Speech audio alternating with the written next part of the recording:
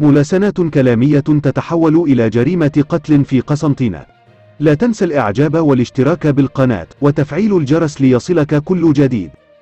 اهتز حي بومرزوق في قسنطينة على وقع جريمة قتل راح ضحيتها طفل يبلغ من العمر 3 سنوات ونصف إثر إصابته بسلاح أبيض متمثل في سكين.